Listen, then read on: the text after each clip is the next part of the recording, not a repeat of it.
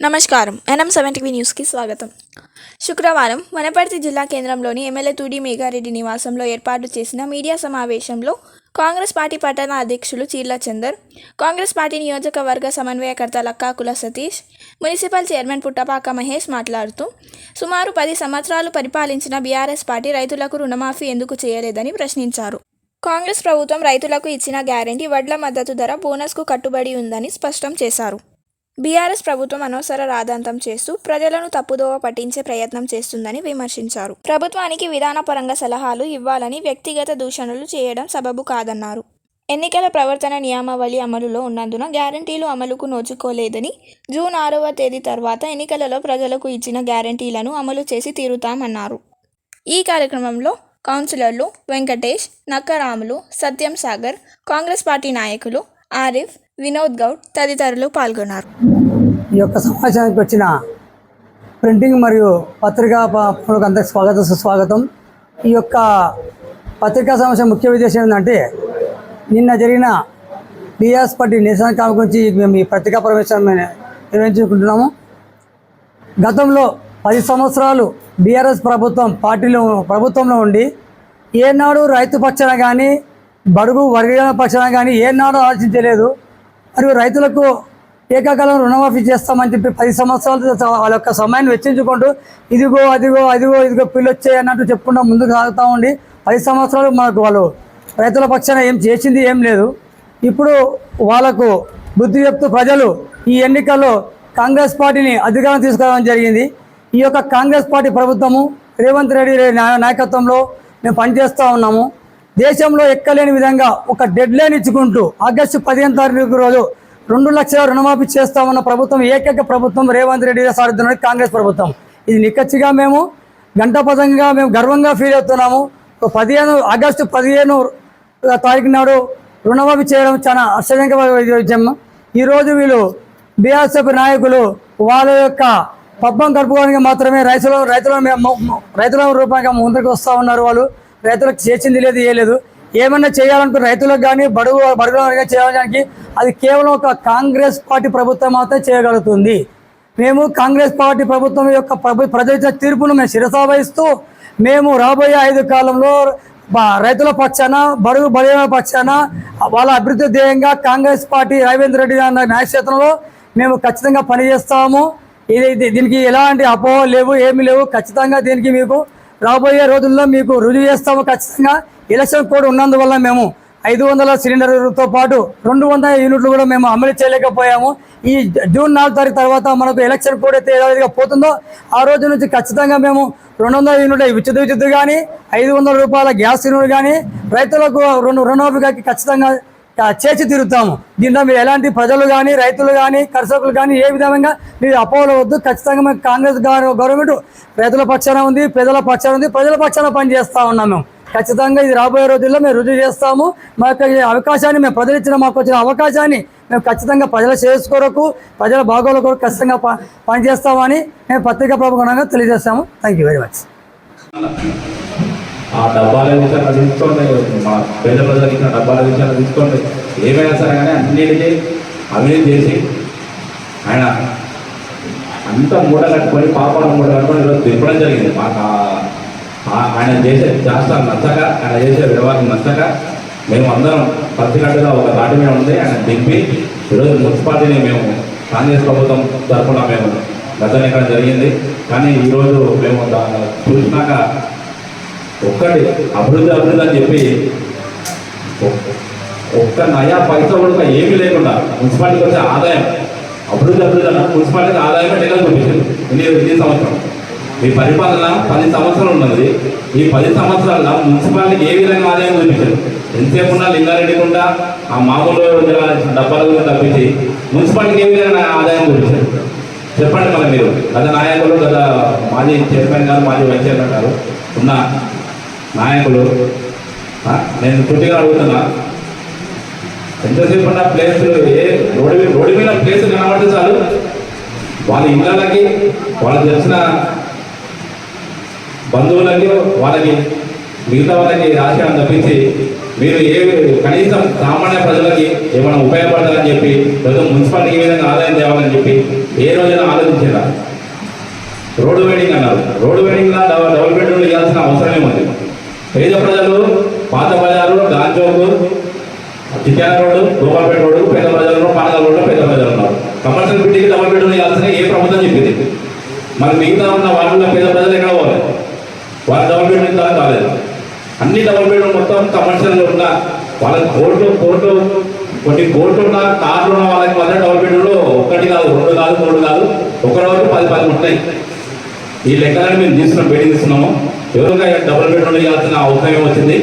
వాళ్ళకి ఏదో విధంగా గవర్నమెంట్ నుండి మీరు నిధులు తీసుకురావచ్చు కదా. డబుల్ బెడ్రూమ్ ఈ డబుల్ బెడ్రూమ్ దేనికోసం కట్టింది? సామాన్య ప్రజలకి, ఇల్లు లేని వాళ్ళకి కదా. మీరు చేయాల్సింది ఇదేనా? ఎవరు చెప్పి ఏ చట్టం చెప్పి అసలు కమర్షియల్ బిడ్డలో షాపులలో డబుల్ బెడ్రూమ్ మార్చాలని? అవినీతి ఏ మున్సిపాలిటీ ఏ పైన పడుతున్నా మొత్తం అవినీతి. ఇప్పుడు అభివృద్ధి చేయాలన్న ఒక్క నయా పైసా వరకు లేదా? ఎంతసేపు ఉన్నా పైకి మేము అమౌంట్ తెచ్చిన మాకు పేపర్ రోడ్డు చూపించారు. ఒక్క అమౌంట్ పైకి రోడ్డు కటింగ్ కోసం అని చెప్పి ఇన్ని కోట్లు అని చెప్పి ఏనాడు కూడా తీసుకురాదు. మొత్తం మున్సిపాలిటీ నిధులు వాడేరు. లోపలనే సంతకాలు పెట్టారు. ప్రతి నెల మీటింగ్ అని చెప్పి సిఆర్ఎంలు ఇవ్వడము, మీటింగ్ జరిగిందని చెప్పేవాడు. మాకు మీటింగ్ ఎన్ని నెలలు జరుగుతున్నాయి? మాకు మీటింగ్ మీకు ఎలా పత్రికా మిత్రులు తెలుసా?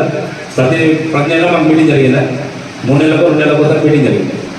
ప్రతి నెల మీటింగ్ అని చెప్పి సిఆర్ఎంలు ఇవ్వడము, ఏదో రకంగా పని కానివ్వడం. ఆ వార్డులో అభివృద్ధి ఏడ జరిగింది? వార్డులో ఏ వార్డులో ఏం అభివృద్ధి జరిగింది? ఏ వార్డులో ఒక్క నయా పైసా అభివృద్ధి కూడా జరగదు. మున్సిపాలిటీ తీయండి. 15% ఎంత అభివృద్ధి జరిగిందో తీయండి సార్, లెక్క తీయండి. ఇంత అవినీతి పరంగా చేసి మీరు ఇవాళ మళ్ళా మేము ప్రజల మధ్యలో ఉన్నాం, రైతుల పక్షాన ఉన్నాం. రైతుల పక్షాన మీరే ఉన్నారు. మీరే ఓట్లు దొడ్డు ఓట్లు వద్దని మీరే అంటారు. మీకు నచ్చిన పంట ఏమని చెప్పి మీరే అంటారు. మీకు నచ్చిన పంట ఏమని చెప్పి మీరే అంటారు. మీకు వద్దని చెప్తారు. మీ ఇష్టం వచ్చినట్టు.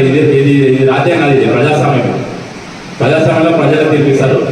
అందుకని చెప్పి ఈనాడు ప్రజాస్వామ్యంలో ప్రజలు తీర్పిచ్చి మీకు కళ్ళు కాల్చి వాత పెట్టినారు. ఇంకోసారి మీరు సీఎం రేవంత్ రెడ్డి గారు కానీ మా నాయకుడు మేఘారెడ్డి గారిని ఈ పత్రికా విలేకరుల మధ్యలో ఇంకోసారి తిరిగిన మాకుగా నోరు ఉంది, మాకుగా నాలుగు ఉంది, మా నోట కనుక వరదల మాట వస్తాయి. ఖబర్దార్ గుర్తుంచుకోండి చెప్తున్నాను. మధ్య సెంటర్లో ధర్నా చౌక్ కూడా ఏర్పాటు చేస్తాం. ధర్నా చౌక్ లో అన్ని రకాల ధర్నా చేయొచ్చు, ఎలాంటి ధర్నాలైనా చేయొచ్చు. ఉదాహరణకు మీ గత ప్రభుత్వం చేసే అవినీతి పైన కూడా కుల సంఘాలు కానీ ఇతర సంఘాలు కానీ ధర్నా చేయడానికి ఆస్కారం ఉంటుంది.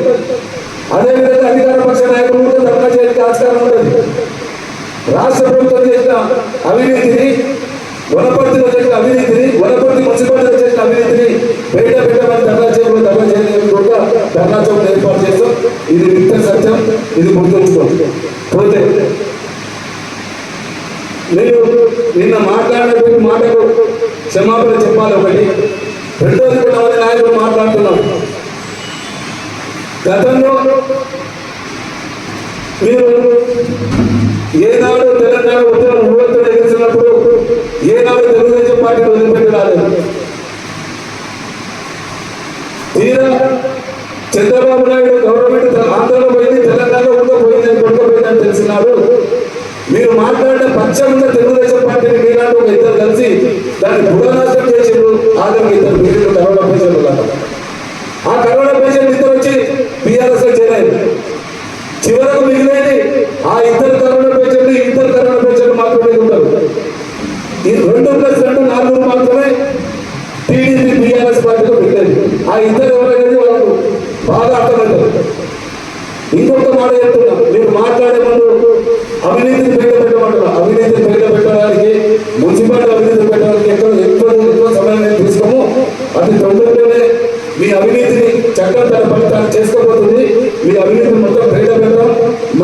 మీరు చేసినటువంటి అవినీతిని నిన్న మీరు మాట్లాడినటువంటి మాట ఏదైతే ఉందో ఆ మాట మేము ఉచ్చరించలేము. మీరు మాట్లాడినటువంటి మాట ఏదైతే ఉందో ఆ మాటను ఇచ్చేయాలి. అదేవిధంగా మీరు చేసినటువంటి అవినీతిని సహించలేక మీ మున్సిపాలిటీ కౌన్సిలర్లే నేను వనపర్తి చరిత్రలో ఏ మున్సిపాలిటీ చైర్మన్ కూడా ఈ రోజు మధ్యలో దిగిపోయిన చరిత్ర వనపర్తి లేదు. ఈ రోజు వనపర్తి మున్సిపాలిటీ చైర్మన్ మధ్యలో దిగిపోయిన ఘనత నేనుంది. నేను ప్రజలు ఏమంటున్నారో ఒకసారి తెలుసుకో. మీరు అభివృద్ధి జరిగిన ఎంత అభివృద్ధి చేసిందో వనపర్తి ప్రజలందరికీ తెలుసు. ఇంకొక మాట చెప్తున్నా, నీవు ఎక్కడ కూడా ఉద్యమంలో కానీ అధికారంలో ఉండి కానీ చేశావు. దానికి నిదర్శనం నేను పేరు మున్సిపల్ చైర్మన్ గా ఉన్నావు. నీ చైర్మన్ గా ఎంత పేరు వస్తుందో ఎంత అమౌంట్ వస్తుందో ఉద్దేశంతో అక్కడ ఉన్నావు. అది మేడమట్టి మున్సిపాలిటీ నిర్ణయించింది. దస్మా ఇక ముందు మాట్లాడే ముందు జాగ్రత్త. నిన్న మన ఒక కొత్త ఆయన వచ్చింది, ఇంకొక ఆయన ఎక్కడి నుంచి వచ్చిందో తెలియదు, ఎక్కడి నుంచి వచ్చిందో తెలియదు. ఆయన మాట్లాడుతూ ఏమనంటే మేఘారెడ్డి గారి గురించి, మేఘారెడ్డి అభివృద్ధిలో బాగా పంచుకుని ఏమని మాట్లాడుతున్నాడు. అయ్యా ఖచ్చితంగా రోడ్డు చేస్తాం, ఖచ్చితంగా రోడ్డు చేస్తాం, మీలాంటి రోడ్డు రైడింగ్ చేయం, మీలాగా అవినీతి రోడ్డు రైడింగ్ చేయం. నిజాయితీగా వాళ్ళకి ఏ విధంగా పేరు చేయాలో ఆ విధంగా మేలు చేసి రోడ్డు రైడింగ్ చేస్తాం. ఇది ముమ్మాటికి నిజం. మీరు చేసినటువంటి ఒక దగ్గర 40 గతంలో చేసిన రోడ్డు రైడింగ్ ఎట్లుందంటే, నేను గతంలో తెలంగాణ ఉద్యమంతో పాటు రోడ్డు రైడింగ్ పైన ఉద్యమం చేస్తాను. ఆ రోజు ఆ నాయకుడు మీ నాయకుడు ఆ రోజు ఏమన్నా అంటే యూనిఫామ్ ఉంటారన్నాడు. సరే యూనిఫామ్ అంటే నేను తక్కువ చదువుకున్న, యూనిఫామ్ అంటే నాకు అర్థం తెలియదు. యూనిఫామ్ అంటే కింద మీదకి నువ్వు డ్రెస్ చేస్తావు అట్లా ఉండాలనుకుంటాను.